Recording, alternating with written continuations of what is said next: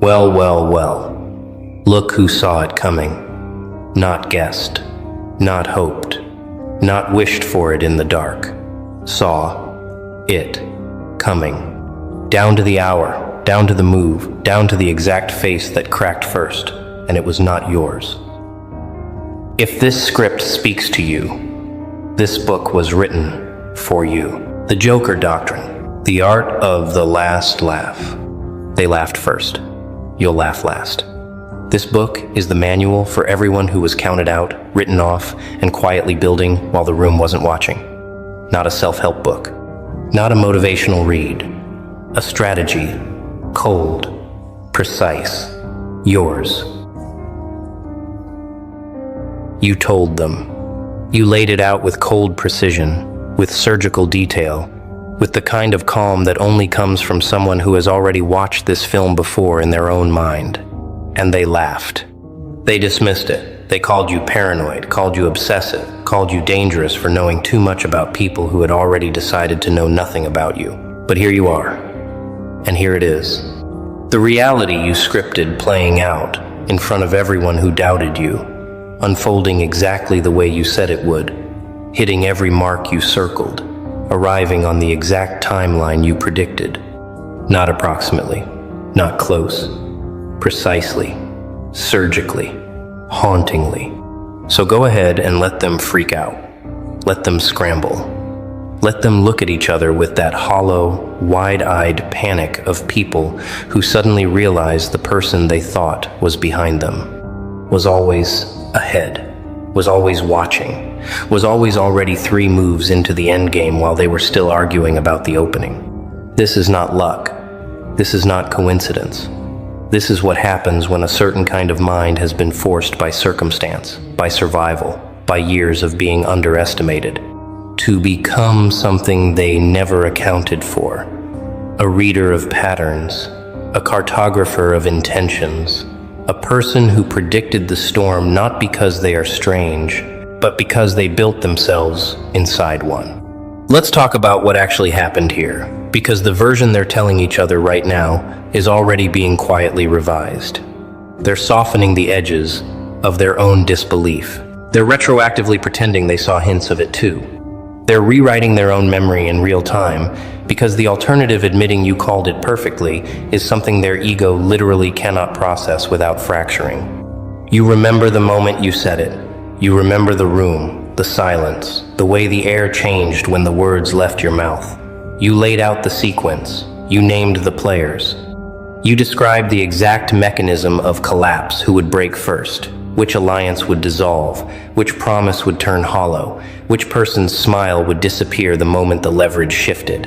And they looked at you like you were unraveling. They called it a spiral. They called it projection. Some of them, the more sophisticated ones, called it catastrophizing, because they had just enough psychological vocabulary to weaponize against you and not enough self-awareness to recognize they were the catastrophe.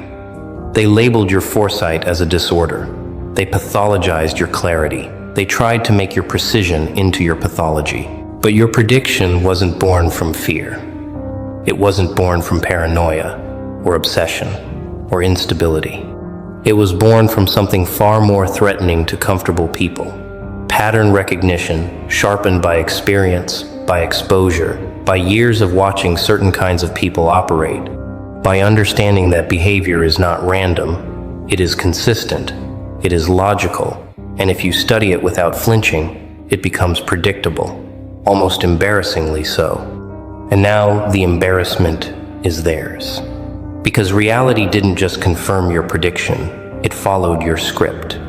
And there is a specific kind of silence that falls over a room when the person everyone dismissed turns out to have been the only one who actually understood what was happening. You know that silence. You're living in it right now. Let it breathe.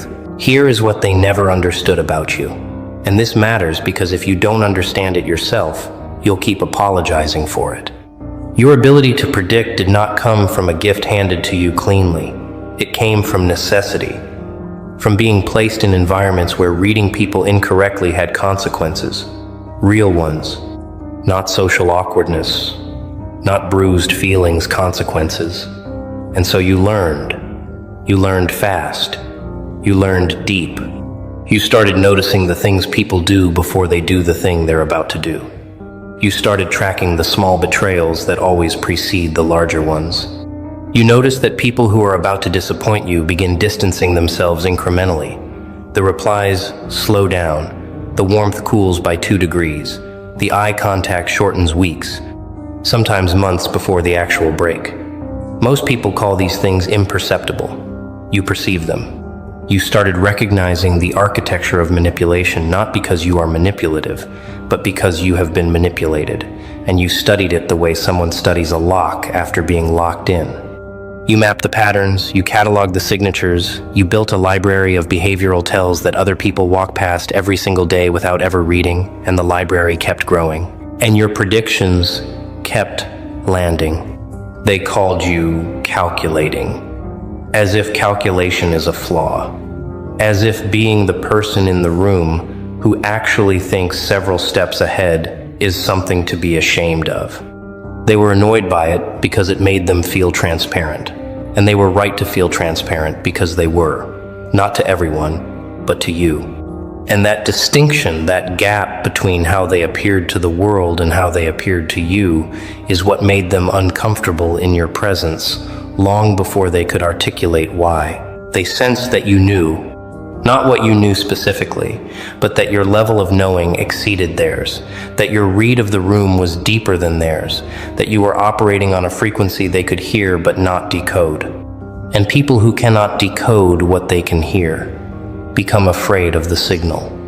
And afraid people do predictable things, which is exactly how you predicted what came next.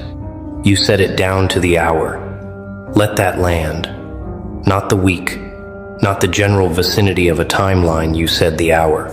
You described the sequence of events with the kind of specificity that people only produce when they are either guessing recklessly or understanding completely, and it wasn't reckless. There was no chaos in your voice when you said it. There was something far more unsettling to them. Calm. The calm of someone who has already processed the outcome and made their peace with it. That calm is what haunted them more than the prediction itself, because panic looks familiar to them. Anxiety looks familiar. But the kind of quiet that comes from someone who has already fully reckoned with an uncomfortable truth that looks foreign. It looks cold. It looks like control. And the people who were planning to use chaos against you suddenly realized that chaos was not a weapon they could deploy against someone who had already mapped the terrain of that chaos and built a shelter inside it. The hour came, and with it came everything you said would come, not in outline form, not in rough approximation, but in the precise order you described, with the precise faces you named, unfolding at the precise pace you modeled. Reality did not rhyme with your prediction. Reality plagiarized it, word for word, beat for beat. And somewhere in the middle of it all, someone looked at someone else and said the words they had been quietly holding since the moment you first spoke. They were right. 3 words, small words, but the weight of them is geological. Because they were right does not just confirm your accuracy, it dismantles the narrative they built around you. Every time they called you paranoid, every time they exchanged that look across the table when you spoke, every time someone subtly positioned you as the unstable one in the room, all of it collapses under 3 words, and the rubble lands on them, not on you. You already left the building, and what are they left with now? They are left with the specific discomfort of people who owe an acknowledgement they will never deliver. They are left with the knowledge that they dismissed the most accurate voice in the room and elevated the least reliable ones. They are left running mental simulations of how different things would have looked if they had listened. They are not sleeping well right now, and you didn't have to do a single thing to make that happen. You just had to be right, and you were. Here is where it gets interesting. After you made the prediction, after they pushed back, after the conversation closed, with their dismissal still hanging in the air, you went quiet. You stopped pressing the point.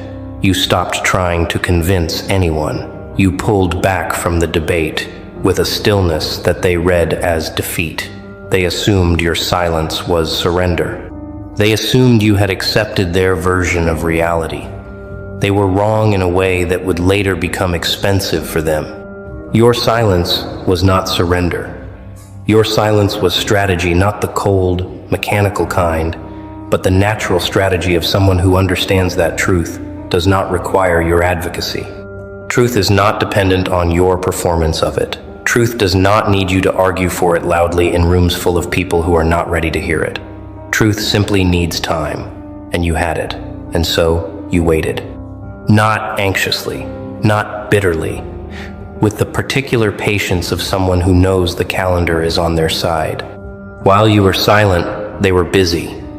They were busy building structures on foundations you had already identified as unstable. They were busy forming alliances with people you had already flagged as transient. They were busy optimizing for a version of events that you had already watched dissolve in your own projection of the future. They were, in the most precise sense of the phrase, preparing for a reality that was no longer coming, and you let them. Because preparation for a false future is its own punishment. The silence also did something else, something they didn't anticipate. It gave them the illusion of having won. And winning, to people who need to feel in control, is sedating. It made them comfortable. It made them slow. It made them stop watching you with the focused anxiety they should have maintained. They relaxed into their certainty that you had been neutralized, that the threat had passed, that the prediction had failed. And comfort is the most dangerous state for someone standing on a fault line. So when the ground shifted, and it shifted exactly when and how you said it would, they had no preparation, no contingency, no plan B. Because plan B requires acknowledging that plan A might fail, and plan A was built on the belief that you were wrong. They bet everything on your wrongness, and now they are collecting on that bet, in the wrong direction. Let's examine what is happening inside them right now, because this is important, not for revenge. You are well past revenge, but for understanding. Understanding what you are dealing with. Understanding why the panic you're watching is not proportionate to the event itself. It is not just about the prediction coming true. It is about what the prediction coming true means about everything they believed regarding you. Their panic has layers. The first layer is practical reality, shifted in a way they didn't prepare for, and now they have to respond to circumstances they dismissed as impossible. That's manageable for most people. What is not manageable is the second layer. The realization that their dismissal of you was not skepticism, it was arrogance. And arrogance that has been publicly refuted by events does not dissolve quietly. It festers. It turns inward. It starts generating questions they desperately do not want to ask themselves. The question underneath all of it, the one they're circling but not landing on, is this. If they were so wrong about this, what else are they wrong about? Because your prediction was not an isolated incident. It was a data point in a longer series. And if that data point is confirmed, then the entire series has to be reevaluated. Every time they trusted their instincts over yours.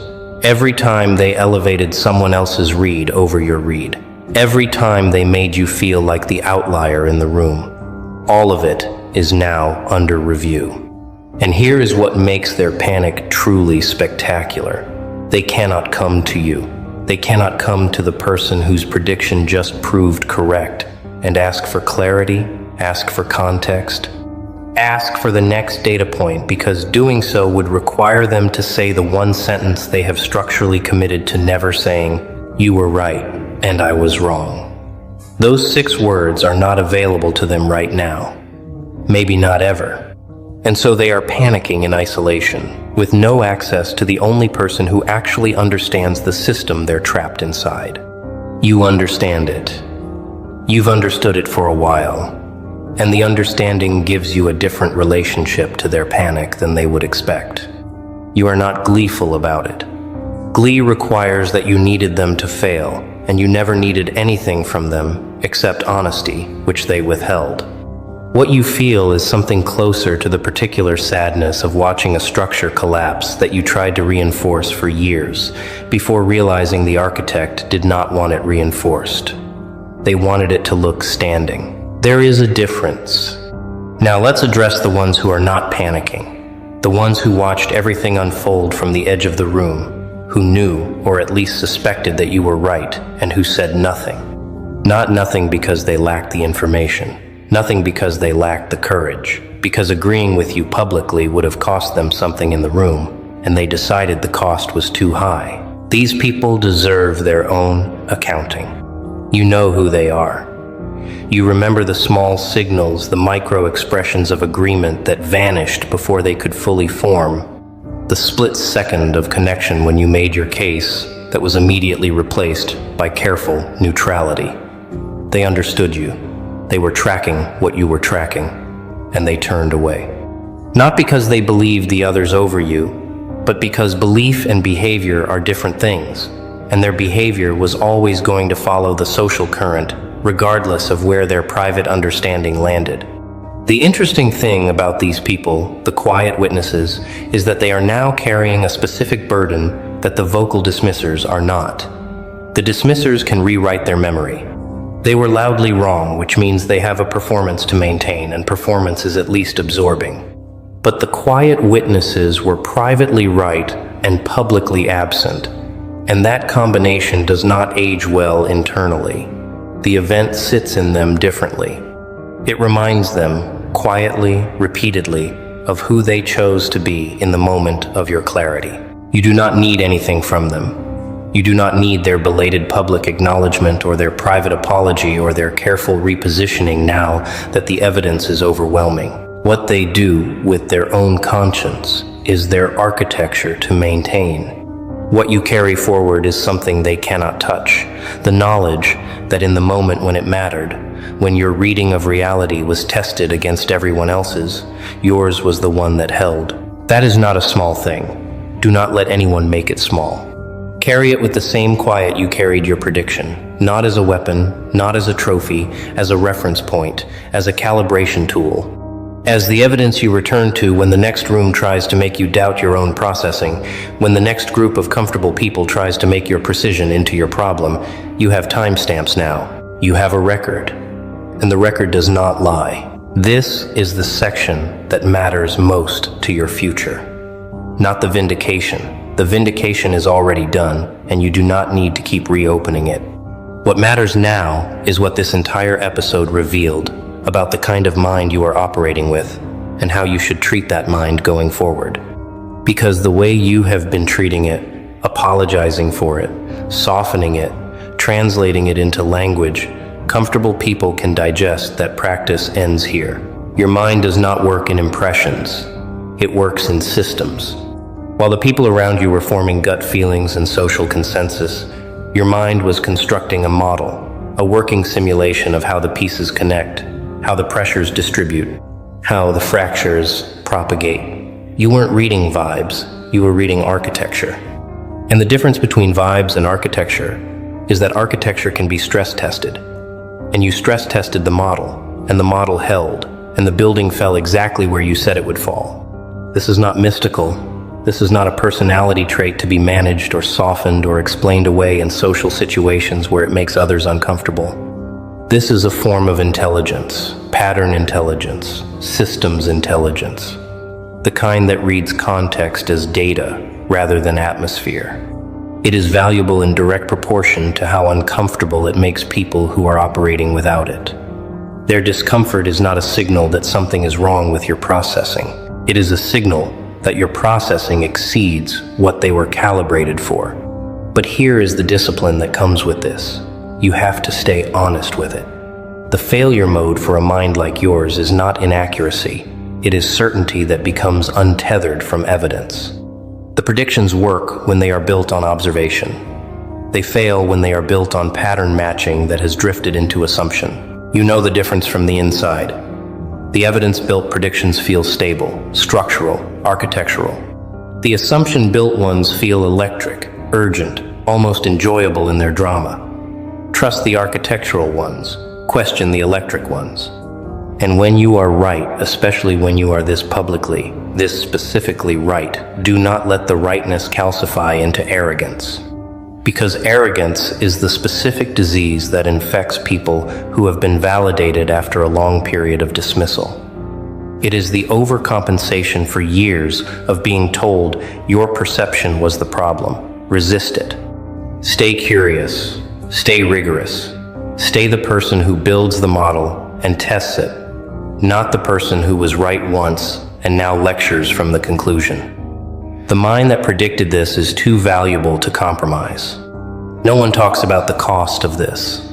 They talk about the vindication, the reversal, the coronation moment, and those things are real, and you have earned them. But there is a cost to being consistently ahead of the room that deserves its own accounting, because you have been paying it for years, and you deserve to name it clearly. Not to complain about it, but to understand what it has shaped in you, and why the shape is worth the price.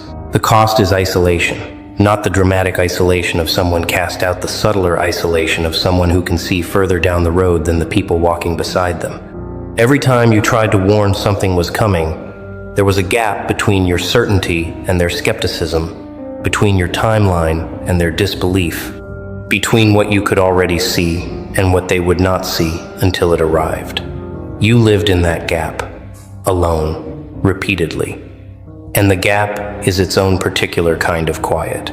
The cost is doubt, not yours, but others' doubt directed at you with enough consistency that it began to find cracks. There were moments when you wondered if they were right, if the pattern you were tracking was real or constructed, if your clarity was signal or noise. Those moments of induced doubt are the most expensive thing that environment extracted from you, because they were never about truth. They were about social pressure, wearing truth's clothing.